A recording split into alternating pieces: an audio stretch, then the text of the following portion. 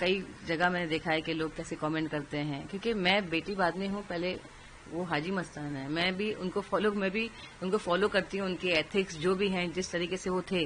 अगर मेरे पापा ने जिंदगी भर अच्छे काम किए तभी मैं आपके सामने सेफ बैठी हूँ, वरना मुझे मारने की कोशिश की थी। मस्तान साहब को ना ड्रैग करें, उनकी कहानी नहीं है, ये उनकी बेटी की कहानी है और बेटी लड़ रही है उनके कई सालों के जाने के बाद। अस्सलाम वालेकुम, नमस्ते, जय हिंद। पहले बात तो मुझे बहुत बुरा लगता है जब पापा को इस तरीके से बुलाया जाता है अंडरवर्ल्ड डॉन, कि उस तरीके से हेडलाइन आती है। तो ये मेरे पापा की तो अच्छा, ऑफकोर्स मैं उनकी बेटी हूं तो नाम लिया जाता है, लेकिन कई जगह मैंने देखा है कि लोग कैसे कमेंट करते हैं, क्योंकि मैं बेटी बाद में हूं, पहले वो हाजी मस्तान है। मैं भी उनको फॉलो करती हूँ, उनके एथिक्स जो भी हैं, जिस तरीके से वो थे। तो इस मेरे पापा की कहानी नहीं चल रही है, उनकी मैं बेटी हूँ, उसका गुनाह नहीं कि मेरे पापा का उनका इंतकाल होने के बाद सब कुछ हुआ ना मेरे साथ। और लोग कहते हैं कि ऐसा कमाया, वैसा कमाया, ऐसा हो गया, ऐसा। अगर मेरे पापा ने जिंदगी भर अच्छे काम किए तभी मैं आपके सामने सेफ बैठी हूँ, वरना मुझे मारने की कोशिश की थी। तो बस यही रिक्वेस्ट है लोगों से कि मस्तान साहब को ना ड्रैग करें, उनकी कहानी नहीं है, ये उनकी बेटी की कहानी है और बेटी लड़ रही है उनके कई सालों के जाने के बाद। उनके 2 साल के बाद तो उनके इंतकाल के बाद शादी हुई और अब से लड़ रही हूँ, मेरी लड़ाई है। तो ये रिक्वेस्ट है। और हाँ, जैसे आपने कहा कि अमित शाह जी और मोदी जी को मैंने जो रिक्वेस्ट किया है, द थिंग इज लाइक, आप खुद देख रहे हैं, आए दिन गए बच्चे किडनैप हो रहे हैं, रेप हो रहा है, मर्डर हो रहा है, क्या क्या नहीं हो रहा है, दंगे फसाद। तो ऐसा हो गया है कि रोज एक एक नई चीज ही हो रही है। तो जैसे मेरे साथ रेप हुआ, मुझे मर्डर करने की कोशिश की, चाइल्ड मैरिज थी, मेरी प्रॉपर्टी ले ली गई, मेरी आइडेंटिटी छुपाई गई। तो मेरा ये कहना था, सिर्फ मेरे लिए नहीं, मैंने हर पूरी जनता के लिए, पूरे देश के लिए कहा है कि लॉ स्ट्रिक्ट होगा तो लोग क्राइम करने से पहले डरेंगे कि भाई इसका ये नतीजा होने वाला है। तो लॉ शुड बी स्ट्रिक्ट। और हाँ, मुझे जैसे मैं सबके लिए बात कर रही हूँ, तो मेरा केस है तो ऑफकोर्स मैं अपने लिए कहना चाहूंगी। जैसे मैंने कहा कि फोर्सफुली मुझसे शादी की गई उस आदमी ने, जो 8 टाइम मैरिड था, मेरे से पहले 4 बार शादीशुदा था, मेरे बाद उसने 3 शादी और की। मेरे मामा के लड़के हैं, मामा का इंतकाल हो गया तो वो हमारे घर पे ही थे। उसका नाम नासिर हुसैन शेख है। तो मेरी प्रॉपर्टी के लिए इन लोगों ने ऐसा किया कि मेरे स्कूल के एफिडेविट में मेरी आंटी मेरी माँ बनी है, हंसा हुसनारा, और मेरे एक स्टेटमेंट में मेरे मामा मेरा बाप बना हुआ है, पुलिस के स्टेटमेंट में। मैंने कहा ये मेरे माँ बाप जो एक्चुअल शहनशाह बेगम, उनका नाम लोग शाहजहां बोल रहे हैं, उनका नाम शहनशाह बेगम है और सोना, और मेरे अब्बा हाजी मस्तान मिर्जा जी, उनको छोड़ के भलते भलते से नाम जो दे रहे हैं। मैंने कहा पुलिस को, जब सर्टिफिकेट ही मुझे कितने सालों के बाद मिला, 2017 में, स्कूल भी दे नहीं रहा था। तो एक कार्यकर्ता है, उन्होंने मुझे हेल्प किया मेरे सर्टिफिकेट के लिए, और तब सब मैंने देखा मेरे सारे पेपर्स में कि हाँ मेरी ये माँ बनी हुई है। I was shock to see all this thing, क्योंकि डॉक्यूमेंट सर्टिफिकेट मुझे मिल गया था, लेकिन ये सब एफिडेविट ये सब मेरे पास थे नहीं। आई वाज लाइक ये सब क्या है स्टोरी। और अभी क्या है कि द थिंग इज, जैसे मैंने कहा, आप पूछ रहे हैं, तो मैं चाहती हूँ कि जो इंसान ने इतना क्राइम किया, एक बच्ची को रेप किया, एक बच्ची को मरने के लिए छोड़ दिया। लोग कहते हैं, पुलिस भी मुझे कहती है, इतने साल आप क्या कर रहे थे? अब अरे आज मैं इतनी बड़ी हो गई हूँ, कोई मेरा साथ नहीं दे रहा, तब तो मैं बच्ची थी। और जब मुझे घर से निकाल दिया था मरने के लिए, तब तो मेरा कोई साथ ही नहीं था। 13 में मैंने जब केस डाला था, मेरी मम्मी को गायब कर दिया, दूरदर्शन में दिखाया गया उनकी फोटो कि सोना जी गायब है। आप यकीन मानिए, उनको मिलने के बाद मुझे ऐसा लगा कि ये जिंदा है कि मर चुकी है।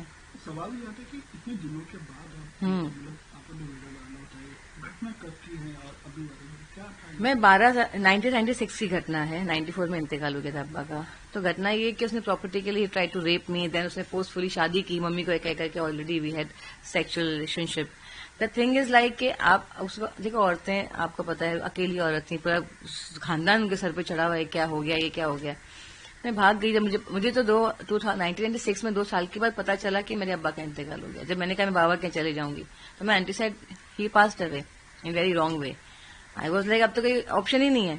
I ran away to my friend's house, she was not there, some family were there. रात को मैं रुकी and second day I was here.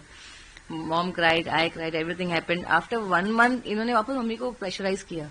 अब मेरे पास तो कोई चारा ही नहीं, मैं करूँ तो करूँ क्या? अब आप सोचिए ना, मम्मी तो नहीं के बराबर थी, वो तो निकल गई थी, निकाह हुआ और चली गई, वो थी नहीं घर पे। पर आप सोचो, आप रेप कर रहे हो एक बच्ची को, मम्मी के दिमाग में ये कि ऑलरेडी दे है एवरीथिंग, लेकिन आप मुझे वो जो चीखें हैं, वो मुझे जो दर्द है, वो मैं कैसे भूलूं? और वो आदमी, और ऐसा नहीं, आप जैसे आपने पूछा इतने साल, मैं 12 साल की उम्र से भाग रही हूँ। I to run away to my friend's house and I want her to come and speak कि yes she is not lying, she use to come to me, I to take a bag. फिर उसके बाद I went to my ex husband friend's house, twice I been, वो भी इतने सालों के बाद। ऐसा नहीं है कि जैसे बड़ी होने तक मैं भाग रही थी कि मुझे मारने की कोशिश कर रहे हैं, मैंने बाल निकाल दिए थे। वो सब दोस्त आके बोलते क्यों नहीं है कि मैं इतने न्यूज चैनल पे चल रहा है मेरा, they have to come and speak. कितने लोगों ने ये कहा कि मस्तान साहब का ये क्रेडिट के लिए कर रही हो, ये सारे लोगों को पता ही नहीं है, वो मेरी फ्रेंड को ही पता नहीं कि हाजी मस्तान की बेटी है। मैंने तो कभी बोला नहीं, और ये जो भी लोगों के पास मैं रही हूं, नो बडी नो कि हु एम आई, मैंने बोला ही नहीं कभी। अब्बा की इज्जत का सवाल है, लोग कहते हैं अब्बा को लेके मैं कभी सामने नहीं आई। सीक्रेट डॉटर तो न्यूज चैनल ने इस तरीके से बताया कि इतने सालों के बाद में आई, और सीक्रेट डॉटर तो पहले के जमाने के एक्टर्स के होते ही थे। कि मम्मा हीरोइन थी तो वो चाहती नहीं थी कि, क्योंकि वो बहुत यंग थी मैं पैदा हुई हूं, तो शी वांटेड टू, उनका भी एक सपना है मुझे एक्टर बनना है ऑल दिस थिंग। लेकिन इसका नाजायज फायदा तो मेरे घर वालों ने उठाया ना। तो मैं, जैसे मैंने कहा कि मेरे अब्बा को लेके मुझे कोई क्रेडिट नहीं मिलने वाला है, और मैं खामखा हाजी मस्तान साहब की बेटी बनकर मुझे कोई सैल्यूट या कुछ दे नहीं देगा। मेरी इज्जत जा रही है कि देखो ये अपने अब्बा के बारे में लोग ऐसा बोल रहे हैं, क्या बोल रही हैं, कैसा आदमी था, क्या है, या मेरा भी तमाशा बन रहा है, मेरे अब्बा की भी इज्जत जा रही है, हमारी इज्जत जा रही है इसमें। लेकिन अब क्या करें, कब तक, आदि साहब ने कहा कब तक खामोश रहूं मैं, कब से लड़ रही हूं। वो आदमी मुझे मेरी बेटी को कहकर नहीं हम सेटलमेंट करते हैं, कोर्ट जाने मना करो, ये करो, मेरी तबीयत खराब, मैं तो 2 बार आके गया, मैं हैदराबाद भी गई, सोचा कि सेटलमेंट करें। जुहू में ही मेरा बंगला है, वहीं पे मेरा केस चल रहा था। क्यों पुलिस ने नहीं हेल्प किया मुझे, मेरे पास लॉयर भी नहीं थे, मेरे पास लोकल लॉयर्स होते थे, 500 रुपीज लेते हैं करते हैं, क्योंकि बड़े लॉयर्स की फीस भी होती है, और लोकल लॉयर्स उनकी भी, लॉयर की भी गलती नहीं है, वो जो काम कर सकता है वही करेगा, उतना तारीख लेता था बस। और मैं ही डेट पे जा रही हूँ, मैं रुकी हूँ, वो आदमी कब आएगा कोर्ट, वो आया ही नहीं। कोर्ट में आप गए? मैं गई हूँ 2016 तक, बैक टू बैक कोर्ट गई, फिर मेरी तबीयत खराब होने लग गई, मुझे टाइफाइड हो गया था। जैसे आपने कहा सुसाइड अटेम्प्ट, मैंने सुसाइड अटेम्प्ट फर्स्ट टाइम किया था जब इसने मुझे डिवोर्स दिया इन 2010। फिर उसके बाद मैंने सेकंड किया सुसाइड अटेम्प्ट मेरी मम्मी के इंतकाल के 2-3 महीने बाद। कुछ ऐसा मसला हो गया था कि मैं वो ले नहीं पा रही थी, और फिर मैंने अभी 2 साल पहले सुसाइड अटेम्प्ट किया, but because he was not ready to settlement करने को तैयार नहीं है। और उसने तो ये बात को कहने की डर लगा कि क्योंकि मेरा केस बंद नहीं हुआ तब तक, अभी तो हैदराबाद चला गया। तो आप सोचो मैं कितना परेशान होके, मतलब मैं ही ये सब करते रहूं। और मुझे एक बात समझ में नहीं आती है कि कोर्ट में तो हम पिस जाते हैं, तो मेरे लॉ स्ट्रिक्ट करने का सर, हम जिंदगी निकल जाती है हमारी सबकी कोर्ट में। कुछ ऐसा लॉ बनाए कि इनको सजा ऑन द स्पॉट मिले, क्योंकि कहाँ से लाए सबूत, क्या करें आप बताएं। बहुत अच्छा बना है, मैं तो धन्यवाद करना चाहती हूँ। मैं ट्रिपल तलाक के टाइम पे वहां पर थी, और ये सब बातें मैंने की भी कि मैं मस्तान साहब की बेटी हूँ, और मेरे साथ ये हुआ। और हमने बहुत कोशिश की, पूरी जी जान लगा दिया कि ये, जैसे हमारे इस्लाम में ये इसका मिसयूज हो रहा था, ऐसा नहीं होती तलाक, इतनी गंदी तरीके से। मैंने कहा क्या तमाशा बना रखा है। लेकिन मोदी जी ने इस तरीके से वो जो पास करवाया बिल, और सारी औरतों की दुआएं हैं कि उन्होंने ये चीज से लोगों को एक छुटकारा दिलाया मुसीबत से, ट्रिपल तलाक के। तो अभी आप क्या मांग सरकार से या पुलिस से क्या मांग करना चाह रहे हैं, और किस लड़ाई है आपकी किस? मैं यही मांग करना चाहती हूँ कि मेरे मामा को, मेरे एक्स हस्बैंड को, मामा असगर हुसैन, नासिर हुसैन, इनको अरेस्ट किया जाए, क्योंकि इनके पास मेरी प्रॉपर्टी है, इनके पास मेरा बर्थ सर्टिफिकेट है। इन लोगों, इस आदमी ने मेरी जिंदगी खराब कर दी। एक इंसान की जिंदगी आप खराब कर रहे हो। मैं आज भी वो मेंटली ट्रॉमा से निकल नहीं पाती हूँ। मुझे क्या डिस्टर्बेंस है मेरे डॉक्टर्स बताएंगे आपको, मेरे डॉक्टर्स हैं कि भाई मेरे पास रिपोर्ट्स है कि मैं कितनी डिप्रेशन में थी। मतलब आप कैसे निकलोगे, एक बच्चा कैसे निकलेगा कि आप कर क्या रहे हो। और मुझे ट्रिपल तलाक का आपने जो कहा, ट्रिपल तलाक, मुझे भी ट्रिपल तलाक दी स्लम में जाके, रात के 11 बजे तलाक। मैं कहाँ जाऊं। मुझे ये एलिगेशन भी लोग लगा रहे हैं प्रॉपर्टी के लिए ऐसा कर रही हैं, तो ट्रिपल तलाक दे दी मुझे, तो प्रॉपर्टी के तो कब से लड़ना चाहिए था मुझे। मेरा ही पैसा है, मैं क्यों लड़ूं अपनी प्रॉपर्टी के लिए। मैं तो मांग रही हूँ give my money back, give my house back. आप घुसे हुए चोर की तरह। हसीन मस्तान में क्या ये लड़ाई आपकी आइडेंटिटी की?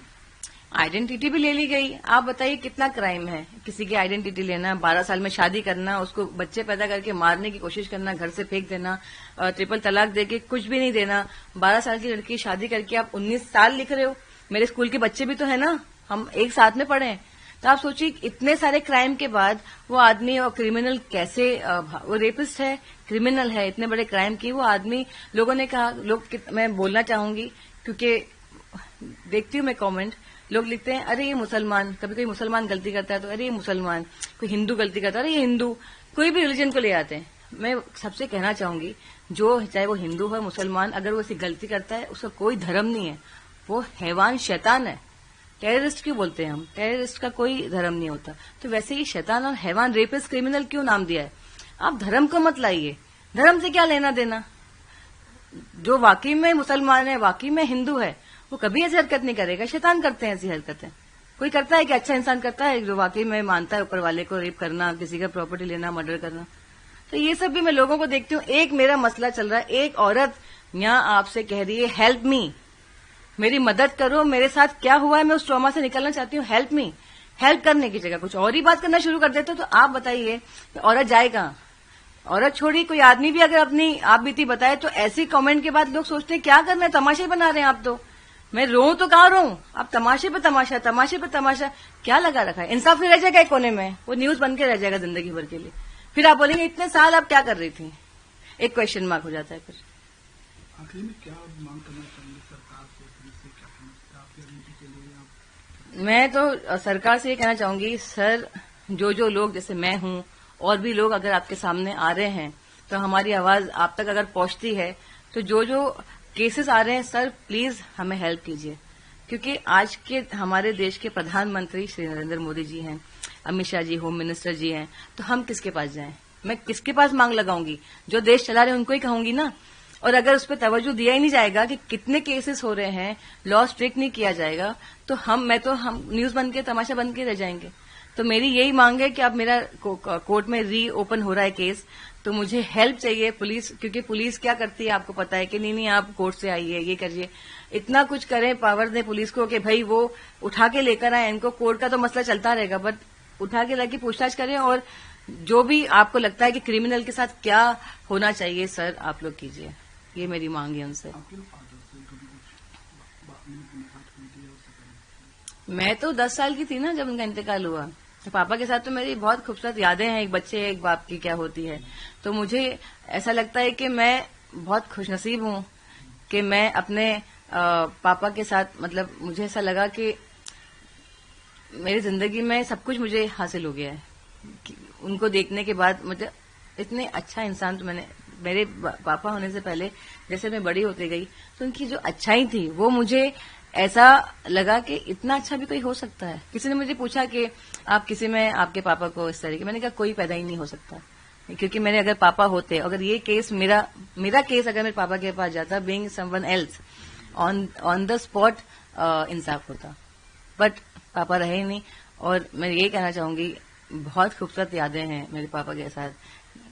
वो तो मैं वो बाद में बात करूंगी, अभी तो ये मेरे मसले की बात है नरेंद्र मोदी जी और अमित शाह जी से।